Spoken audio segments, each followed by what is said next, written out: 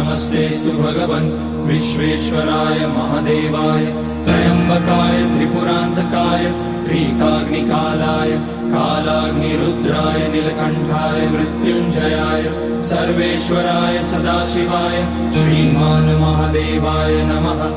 ॐ नमः शम्भवाय च मयोभवाय च नमः शङ्कराय च मयस्कराय च नमः शिवाय च शिवतराय च।